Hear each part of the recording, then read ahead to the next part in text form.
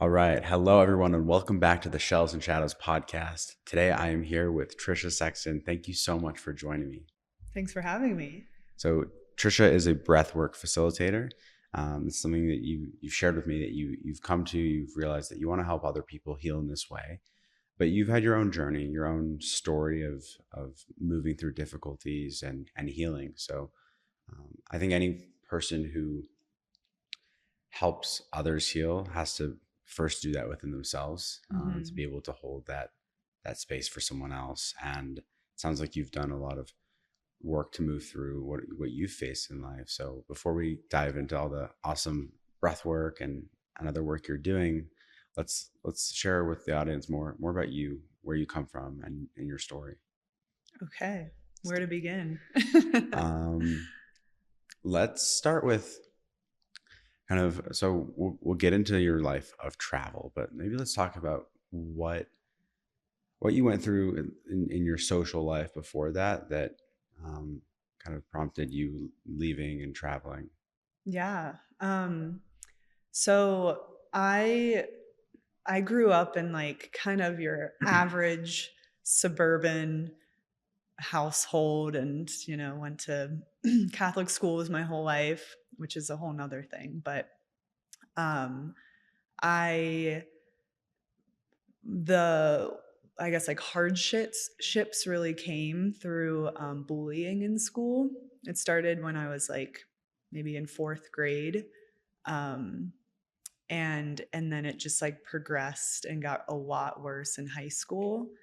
And in high school, it could be a movie, like some of the stuff that went on. I was sexually assaulted by a classmate, and then people just like heard rumors. And so it went from like this kind of shameful thing that happened to me, that then other people were giving their input and like saying I was a slut, and that like I had STDs, and that I was like this horrible person for having sex when I was just a freshman. But nobody really knew, obviously, what happened. And I wasn't saying anything because uh, yeah, it's shameful. So I just kind of like let it happen. And a lot of the people that were bullying me were people that I thought were my friends. So that was a mind trick, if you Yeah, will. yeah, I bet it would be. Yeah. And so I've kind of, um, I have issues trusting my relationships, my friendships, even today still. And, all this happened. I'm 36 now. So however long ago I was at 14, it's been a big gap. And um, a lot of these traumas are still living in me. Like they're very much present. So I get to keep working through them. But yeah, during that time it was like very low self-worth. I didn't like myself. I felt just kind of like worthless, hopeless, helpless. I turned to drugs and alcohol and toxic relationships as like my coping mechanism. Um, and sometimes I'm like surprised I didn't get like thrown in jail or worse, Yeah. just for like the decisions that I was making. Um, and then I went to college and found out like, oh, you can like study abroad and like go travel and do things. And then that's kind of when I started to get into that. Yeah. Yeah, I think you touched on something very important though about how, yeah, it's been what, 22 years since that time in your life, and yet you're still having to like correct yourself in that moment where you like the default is to not trust people maybe, and then having to relearn how to do that. And it's not just like a 1 year process. It's something that is continually a work over life. I Mm-hmm. resonate with that a lot. I think I think that age like 14, 15, like junior high is a really difficult age in general. Mhm. Socially, I face my own fair share of challenges in that sense. Not the same as you, but in my own way, in my own pain, just being very isolated and kind of falling into a dark place at that time. And you still sometimes find yourself falling back there, Mhm. even though it's so long ago. It's like reliving almost, and you have to consciously make that effort to remind yourself, like, oh no, like this is who I am now today. I don't have to do that anymore. I'm actually safe now, and it's not something that I need to rely on to keep me safe, Right. right? And it's just like a reminder. And it's funny, we forget it. It's like it's this subconscious learning that happened at a time where we needed it most. To be like, no, well, if I don't want to get hurt, don't trust people, keep them at a distance. Right. But that having that mindfulness to create the space within yourself and relearn those things is so necessary even today. Yeah. And it's so hard. Like it's like a moment to moment thing sometimes. Like Yeah. especially also with like my romantic relationships and like Mhm. navigating, my first sexual experience was not a normal one, and it was full of like distrust and shame. And so navigating like the romantic relationships where I'm like looking for a partner to spend my life with is tricky because I have this belief of like, oh, they will only love me if I give them certain things and like certain aspects of myself. Yeah. Like that's what I believe. It's not true. But um so yeah, it's like a moment to moment thing sometimes of like, no, this is just something that's programmed in you, but it doesn't mean it's true. So Right. let's figure out what is true right now. Yeah. Are you familiar with like attachment theory Yeah. a little bit? Mhm. So I've been part of a men's group recently that's been focusing on attachment theory as the main lens of like approaching relationships.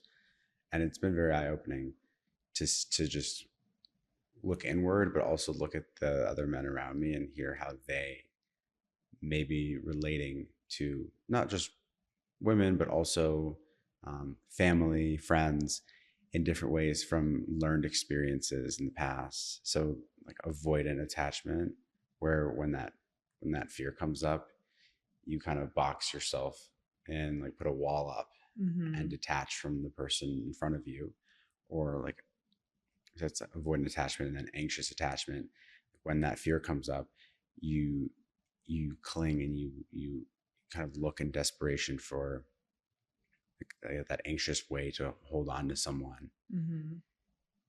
And it's not who we are, it's just our state of reaction, right? It's when we're not aware of it, it'll happen. Sometimes we don't even realize that we're doing it. It Yeah. just happens to us in a way, which is, it's hard to say because it just feels a little out of control to say that something is happening to you, you're not realizing. But I think through that awareness, we can learn to respond instead of reacting to it. Um, Curious to know how you've done some of that work in your life to rewire your brain in that way.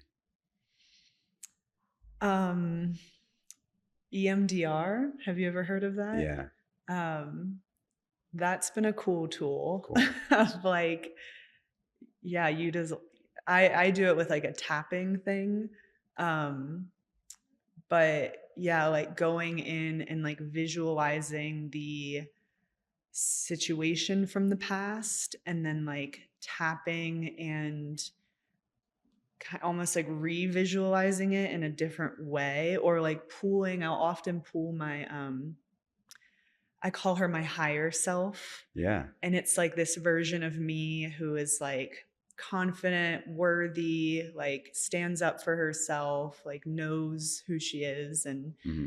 And so she'll like often come into my visualizations and like maybe not even like do anything, but just like be there supporting me as I'm like seeing all this happening again. And then, whatever's happening with the EMDR, that magic, it, yeah, it's been helping to like almost change that memory in my body so it's less like triggering. Totally. Yeah, and I want to like challenge that for a second. That like higher self that you're referring to as like she and not I, right? Mm. Like you are one and the same, right?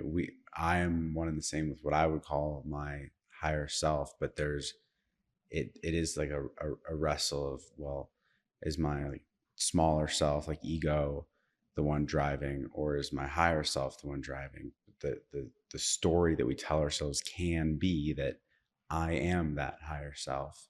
I may not always show up in that way, but that's my essence. Like that's the real deepest part of me. Hmm. That's been super helpful for me to kind of come to terms with. Yeah. Yeah. I guess it's like you wouldn't be able to like see these things if they weren't inside of you. Yeah, exactly. So, yeah, that's a good point.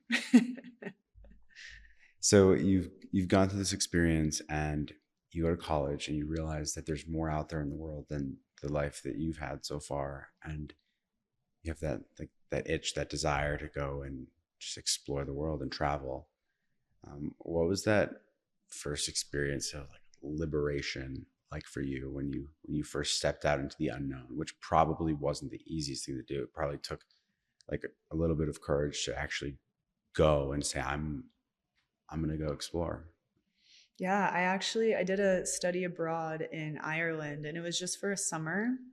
And I remember like a few days before I was going, I was like panicking and I was Mm-hmm. talking to my mom and I was like, I don't know what I'm doing. I've never traveled alone before. And like even just like getting to the country, I was like super nervous. And after that program ended, a family friend was getting married in Poland. So my family was going to Poland and I was just going to meet them there from Ireland. And I was like, and then I got to figure out getting from Ireland to Poland and like, how does it like, what am I doing? And my mom was like, look, I promise you by the end of this, it's going to be so easy for you and you're not going to feel like this. And I was like, okay, I don't believe you. Um, but yeah, then I went and like it wasn't like I was necessarily traveling solo Mm-hmm. because I was with a program, Yeah.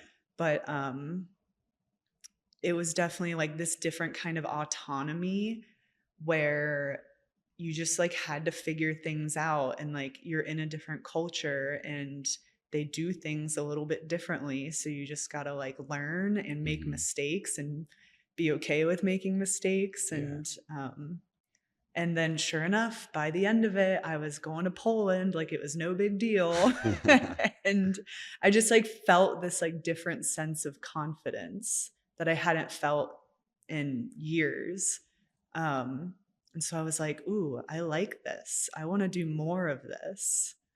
And then I just kind of ran with it. And after college, I spent most of my 20s living in other countries and like finding jobs and just living abroad.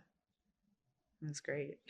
I'm sure it was great. I I don't think I've had enough time to travel. I've gone on a few really big trips, and I just feel like there's more that I want to explore. So, like hearing this is making me excited to do that. Yeah. Um, what was that?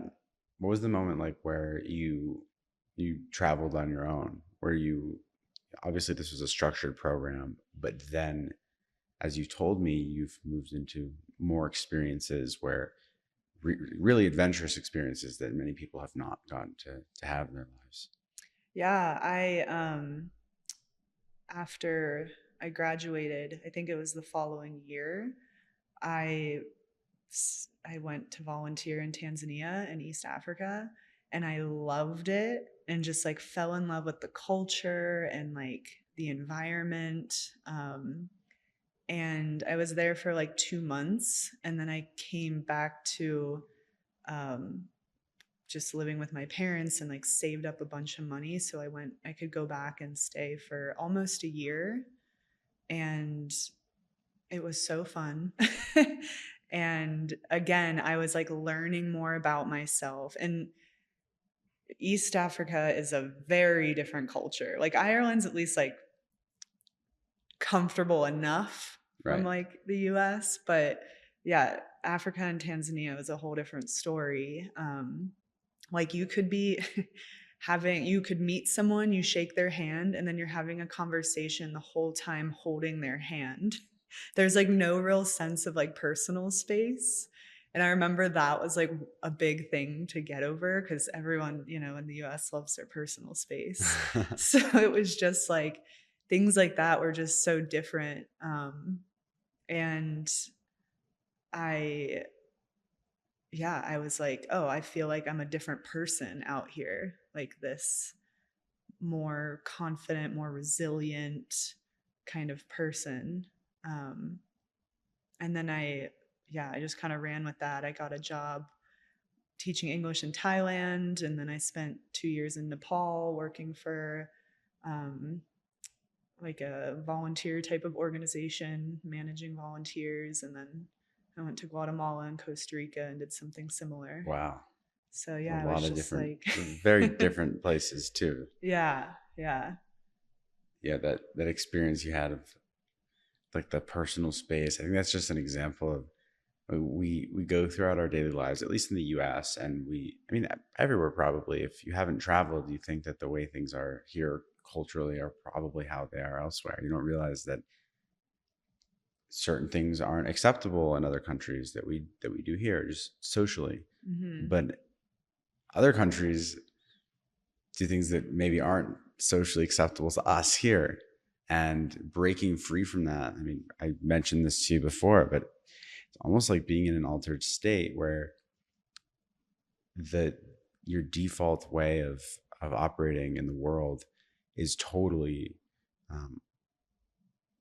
it's just shifted, and you have to learn a new culture, and in turn that shapes who you are, because then you return from your travels and you're literally a different person. Hmm.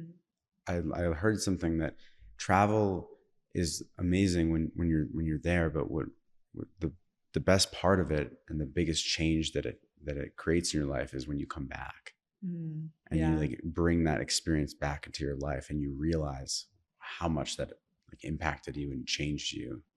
It can also be a little bit like jarring because you're coming back and you're getting like a reverse culture shock. So things that used to be like normal here are suddenly like challenging. Mm. Like, for instance, for me, the amount of options for things like shampoo and deodorants and like granola bars, I will sometimes just stand there like decision fatigue, like this is too much, I can't handle it.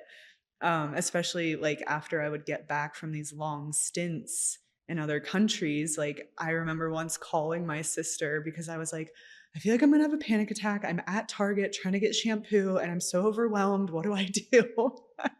And she like had to like talk me through it. Um, and so I think there's um like it's part of that growth experience coming back, being a little bit different, and then you're also around people that haven't changed, and then they might not understand why you've changed. So I actually lost a lot of friends because my life shifted, and then I went back and they were just living their same lives, and um yeah, maybe growing like in increments, Mm-hmm. but we just like weren't seeing eye to eye anymore. And I used to think with my friend trauma like, oh, I did something wrong, so what's wrong with me, and why can't Right. I keep I see why that's like friendships? the default, because you were the one who left, and right, like what did I do wrong? But maybe you did something right. Maybe you went and you had an enriching experience that changed you, right? Hmm. That's the other way of seeing it. Yeah, yeah. I mean, I see it now. Totally. Yeah. Yeah. Back then it was a struggle. So I try and remind people. I uh I'm sure we'll talk about this later, but like Mhm. I host retreats all over the world. Yeah. And I tell my clients on the retreats before we leave, like, hey, you're gonna go through this reverse culture shock. And like, these are some things that can happen or how you might feel going home. And like, it's part of the process and it's part of the growth. And like, here's what we can do to move through it. Mhm. Because I think if you like, you don't take that part into consideration, it can just be like extra hard when it doesn't necessarily need to be. Yeah. I also watched like a video a while back. Someone said that the best thing you can do for a friend who may have been traveling is ask them about their experience and Mm-hmm. like give them a place to talk and process and reflect on their time. And you'll see them light up about it as they're talking about sharing different stories from it. But you're really doing them like a great service by letting them and actually asking them to process that with you. Mm-hmm. Um, because again, the bringing it back home piece is so important. And I just keep coming back to like it being an altered state, so to say. Like I'm from Colorado, and recently, like psychedelic therapy has been legalized, and a huge part of that process is not just the journey itself, but the integration afterwards. Mm-hmm. Because if you just have the journey and you don't actually like take it and draw it back down into your life, it was just a great experience that, and nothing really came from it Mm-hmm. afterwards. And so that integration piece is so necessary. And it's the same with travel. You can have that great experience, okay, but how are you bringing the lessons you've learned and that a new version of yourself back into reality? Mm-hmm. Yeah, exactly. It's the same with breath work. Tell me more. Good segue. Right. Yeah, like I after my classes or my one-on-one sessions, um I I let the breathers know that there's an integration period that's usually 3 days after, we call it a journey, a breathwork journey, where your kind of emotions are heightened, um, your kind of subconscious is more open. So you're receiving messages and you're releasing things maybe without even knowing it, but like there are little like things that you can notice, just like how you're feeling in your body, like maybe dreams that you're having, Mm. thoughts that you're having throughout the day. Um, and that's like all the work, just like integrating into the body and subconscious. And so taking, even just being aware of that, awareness is always like the first step of anything, is gonna help you to integrate your learnings into your life. And then having like people to talk to about it, like about the sorry, No worries. about the experience, like you were just saying about the travel, like being able to talk about what came up and what Totally. got released and how you're feeling. It Hmm. can help, yeah, bring it like more into your day to day. Mm. Yeah, and with that, like you said, awareness. Sometimes awareness alone can help you accomplish that. Obviously, having a person to talk to about it and actual like reflection and how you want to move forward with what you just experienced is very helpful. But the body knows what it's doing. The body Mm-hmm. knows how to integrate that into your being, by having that experience, especially something like breath work, where it's yes, it's a mental experience as well, but it's very physical. It gets um, into the places where you know those old beliefs that we talked about earlier, right? Those old modes of being Mm-hmm. that kind of we return to sometimes the default. That's where it's stored, in my view, is in the body. And so, like just by having this breathwork experience, you might be able to release that because the body is I believe the body's always trying to heal itself. Mm-hmm. Um, if you look Body at that, keeps the score. yeah, and it's very true too. And yes, there's that conscious effort of, okay, I'm going to integrate this, but there's also the deeper knowing that it will be done. Mm-hmm. Yeah. Yeah. Have you done breath work before? So I have one kind of method of breath work that I'm really familiar with is like Wim Hof breathing. Yeah. I'm a huge advocate of cold plunging, like for physical and mental health. I think the studies on it are super fascinating in the way that it very much alleviates depression and also other forms of like inflammation in the body. And then the breath work piece added into it, I think it just takes it to the next level. Mm-hmm. I've done a lot of it. I've guided other people through it. It's like nice. it's very special to me. It has a special place in my heart. Have you done it? The Wim Hof method? Yeah. I also facilitate people in that. Awesome. I'll do cold plunging. I'm not like a diehard about it. Right. If it's like there, I'll do it. But yeah, I know that like his method, his overall like includes all of it. But yes. I like his breath work, especially like performance based. I work with a lot of like kind of active outdoorsy people, so adding in that like performance enhancement, I think is great. Yeah, how does it compare to other forms of breath work that you practice and that you teach? So there's kind of like two umbrellas of breath work. There's like the pranayama, which is yoga.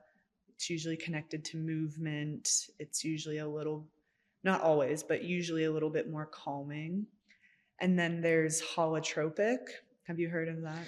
Yeah, I'm more in that category. Yeah. Wim Hof is under that umbrella. And that's my forte as well. So the holotropic types of breath work, the intention is to like get to another level of consciousness so that you can heal, you can release emotions, you can bring in things that you'd rather have inside of you. So there's a bunch of different types under there. The one that I focus on a lot is a circular breath. Even that, there's a couple of different types, but it's essentially breathing in and out of your mouth. And it's considered like a kind of controlled hyperventilation. Yeah. So you're playing around with your oxygen and CO2 levels. And your body's always trying to get back to homeostasis. So you're kind of starting out in this fight or flight, but then over time, these are like 45 to 90 minute long sessions. So over that span of time, your body will eventually get back to a homeostasis. So you're out of that fight or flight and dipping into that parasympathetic, like the rest and digest. Wow. Yeah. And so it can like bring up really cool physical sensations, similar to what you might get with Wim Hof, like tingling, feeling like you're floating, maybe seeing like visions and colors behind your eyes.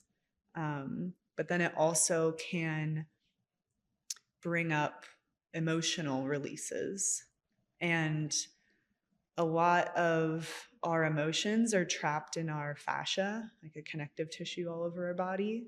So when we're breathing in this certain way, we're kind of bringing it all to the surface and like getting it out of the body so that it can be processed a little bit easier and then released. It doesn't always get released, but that's one of the goals. Yeah, I've never done it for that long. So now I'm really inspired to try that. Yeah. The most I've done like with the Wim Hof is like 20 minutes, which still is an intense experience. I think back, I've had some really intense ones. I've done it in a group once with like 30 other people. It was like a Wim Hof breath work and then cold plunge, like kind of like a ceremony. And doing it with other people compared to on my own, which I do it often on my own, was far different because you could hear everyone breathing. You were doing it together. It was like a collective effort. You almost felt safe doing it in that space. And it was like a shared experience. I think that made it incredibly powerful. It's like you're feeding off of other people's energy. Yeah. I mean, and it's real because it's such an intense experience, but other people are going through it too. It's like this collective effort to heal. And like you said, everything's kind of moving to the surface where you feel that with everyone around you. And it's like you're there with each other to go through it at the same time. Yeah, it's pretty powerful. Yeah, you should try the longer stuff. Yeah, no, I'll definitely have to. Yeah. So for that, just like on a technical note, is it the same breathing pattern the entire time? Because with Wim Hof, for anyone that doesn't know, it's intentional. It's the hyperventilation and then a holding out and then a huge recovery breath. And then that's like one cycle. So how does that kind of break down for you? Yeah. So, the breathing pattern is the same for the whole time. And it's kind of up to the facilitator if they want to add in the breath holds. I really like to, because I think they add like another powerful element. You know that like when you're holding your breath, like it's like that power is like expanding in you, and you feel things shift usually. So I like to include it in there. I think traditionally for some of these circular breaths, there aren't breath holds. But I think a lot of people would just kind of like make it their own. So yeah, you're doing the same breath pattern, and then I will throw in a few breath holds in there. Yeah, and the holds, my experience with them is that you're just fully emptied out. Because do you hold at the bottom or the top of the breath when you do the holds? Oh, I do a little bit of both, but yeah, also holding at the bottom. When I'm holding at the bottom, it's not this feeling of like, oh, everything's kind of like coming out and coming to the surface, being released. It's just that feeling of like emptiness and surrender, where all of my breath is emptied out of me, but I'm content with it. I've just oxygenated my blood. I don't need to breathe in. I can be in that empty state, sometimes for up to a few minutes. Yeah. And it's so incredibly peaceful. It's like you don't need anything. You're just complete as you are. It's like breath is something that we always need. And whether we realize it or not, we're constantly breathing in and out. And to be in a place where all of our needs are met in a way, because we have no desire for anything. We're just still and empty. It's very, very beautiful. Yeah. And I feel like people are always surprised by how long they can hold their breath. I know. Because you are over oxygenating. So you're just like, you don't need it for a little bit. Yeah. Yeah. So how do you incorporate this sort of work into the retreats you do? Tell me a little bit more about what those retreats look like and the impact it has on people. Yeah. So I feel like I've just kind of like taken all the different things that I've learned and put it into this business essentially. Cool. So I host adventurous types of retreats, like for instance, trekking Mount Kilimanjaro in Tanzania. Wow. Trekking in the Dolomites in Italy, in the Himalayas in Nepal. So they're a little bit different than like your traditional like yoga retreat in Bali. Sure. Which also, those are great too. And so I'll do coaching call or group calls before we go on the retreat, so that people are they already know each other a little bit. They're already able to open up a little bit. And I already start introducing the breath work and kind of showing them how they can use their breath in like a nervous system type of regulation. Yeah. More of the pranayama side. so that they can use that tool when they're trekking at altitude and their heart rate is pounding, or they're even just laying down sleeping and they're having, shallow breathing and all the other things that come with being at high altitude. So they're like learning these tools to regulate their nervous system. And then I actually use the Wim Hof breath for the retreats because it's got that performance kind of aspect to it. So, and then when we're on the retreat, there's a lot of like reflection time. There's a lot of fun happening, like laughing every single day. It's like laughter is, the best medicine, they say. Right. It's very true. They do say that. Yeah. And then incorporating the breath on the retreat. So we'll be at, 14,000 feet doing Wim Hof breath work in the mountains, and just like the environment alone is, I think, like a very grounding and just like special experience. And then I don't know if this is true, but last year on the Kilimanjaro retreat, I was the only one who struggled really pretty badly on summit night, but I was also the only one that didn't do the breath work because I was leading it. So I'm like, maybe it was really helping with that. Oh, that's super cool. I like that it's not just, you go on a retreat and you kind of just sit in like a space outside doing breath work and call it a day. Like you're taking it and you're intentionally putting yourself in like a high performance environment, like climbing a mountain, but you're using the breath work in action. Right? It reminds me of, or just, I think too, how that would be helpful for people coming back into life, where they've not only done the breath work, but they've done it in preparation for this like high stake situation. We all have those moments of like anxiety or just a worry in our life going into our daily high stake situations, whether it's your job or just taking a leap of faith in your career or relationship. Having that experience under your belt, saying that, I did the breath work to go summit this mountain.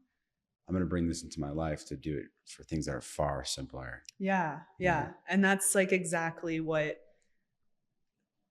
part of the purpose is like, okay, we're going to come back. We have a couple group calls afterwards so that we can see how we can integrate what we learned and the breath work and just anything that's come up. How can we integrate that into our everyday life? Because that's when it's going to be with us. Totally. Forever. Do you have any stories that stand out where you saw someone just transform during these retreats and just kind of stuck with you? I feel like so many come to mind. Yeah. let me try and pick one. Yeah.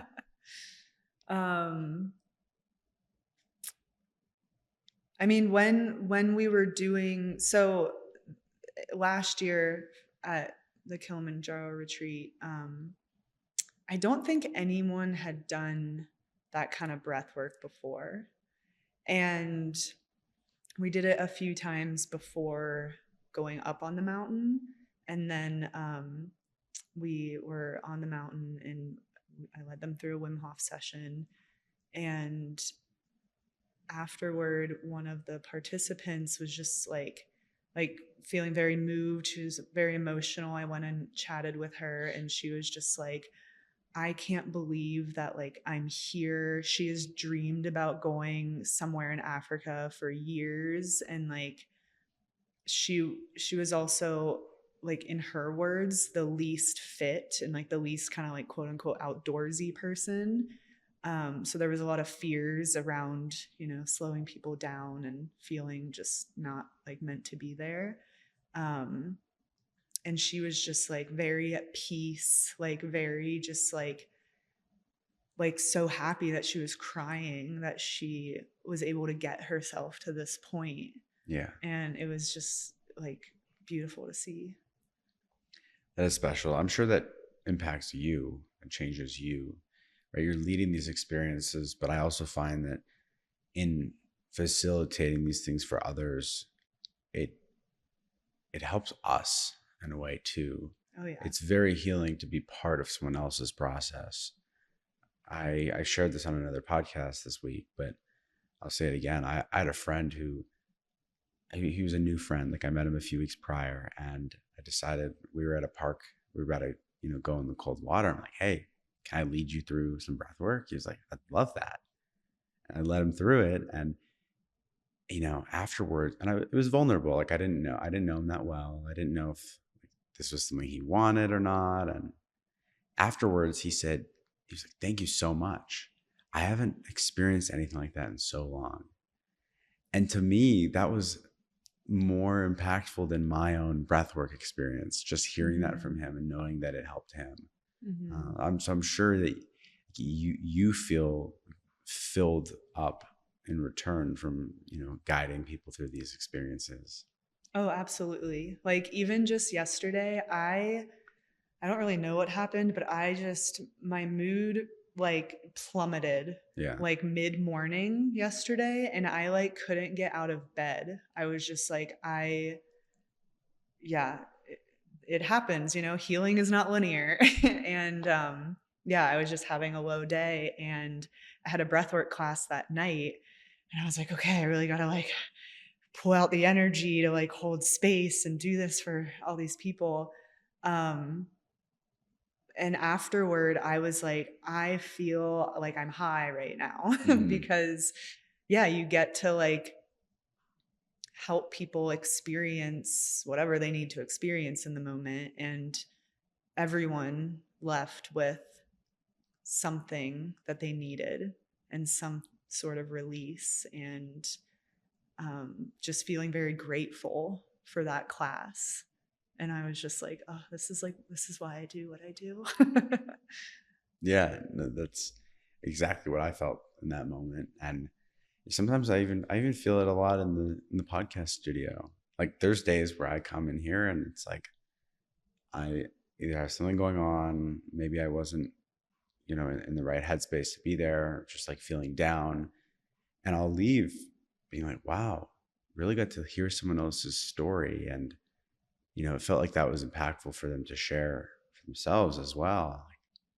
I feel so alive. I feel so just like full, especially because the nature of my podcast, we share a lot of difficult and dark and challenging experiences, but also how people have moved through it and how it's made them better off in life, more so than had they not gone through it to begin with. And so leaving that sort of environment, you've opened up this beautiful topic of pain and tragedy transformed into triumph and strength. And there's no way that can't leave you feeling good, right, or impacted in such a meaningful way. That's the beauty of it, in my opinion. Yeah, I agree. And it's like sometimes it's hard to like get there when you're like client facing, like that's your job, and everyone has bad days, and to be able to show up and do what you need to do is one thing, but then to like be so fulfilled by it that it then like lifts you up. I think that's special. I think that's in part because we're transcending our own needs and wants to kind of just be a hermit crab and not have to go out and put on a show for other people. Maybe that's how it feels to begin with, but then you go do it and you're like, whoa, I was needed here, and I stepped outside of myself when I didn't want to, but I did it anyway. That self-transcendence, when it's not about you, it's about the people you're helping. I think that can pull you out of this like identification with sadness or difficult emotions, just a state of like being in a rut where it's it's a very self-centered place to be. You and your experience is the center of your reality, and that's totally normal and healthy and fine. Right? We're human beings, but when we have the opportunity to say, yeah, I'm going to totally put that aside and make the next hour and a half about them. Mm-hmm. Yeah, it's that state of being in service Yeah. that I think is such a natural antidote to things like depression. Mm-hmm. Yeah. Yeah. I think, yeah, it's like that, like you're getting out of your head. Yeah. Like you're focusing on something or someone else. Um, and when you can add an element of service to it, like I think in like, I don't know what the word is, organizations like AA, they like build in like an acts of service step because it's so important to your healing, even though you're helping somebody else, which reminds me, I need to do more of that. I think it's again, like all the things we've been talking about, it's a constant work. It's a constant reminder of, oh, let me return to this, whether it's falling back into like a mode of being from the past or falling into a place where, yeah, I've only been thinking about myself recently. What if I step outside and go help someone else? Mm-hmm. It's a constant reminder. Oh, I forgot that I don't have to live like that. Oh, I forgot that that's available for me. Mm-hmm. Yeah, we're very forgetful beings sometimes. We are. And I think a big part of travel is you're seeing a different way of living, a different perspective, and mm-hmm. just like day to day being in another country can help with that too. Yeah. So I want to take a moment and can you give someone who's listening who may have trouble, getting out of their head and into their body through breath, what is a practical day-to-day tool that they can use to start becoming familiar with this conscious effort of moving breath throughout their body and using that to heal? I would say find what works for you, because there's hundreds of different breath patterns, and it might take a little trial and error. Mm-hmm. For a starting point, whenever you can elongate your exhales, that is like turning on the parasympathetic part of your nervous system, where it's the rest and digest, and it's telling your body like, I'm safe, everything's fine. Yeah. So you can do like a 4 count inhale and then an 8 count exhale, in through your nose, out through the mouth or nose. And it's like, it can be as simple as that. Just a few rounds, even just doing it once, you'll already start to feel your body relax. And yeah, it's really helpful. Also, PSA, I'm trying to tell everyone this. Okay. Breathe through your nose, people. If you're not talking or eating, you should be breathing through your nose. Or intentionally hyperventilating. Or yes, intentionally hyperventilating.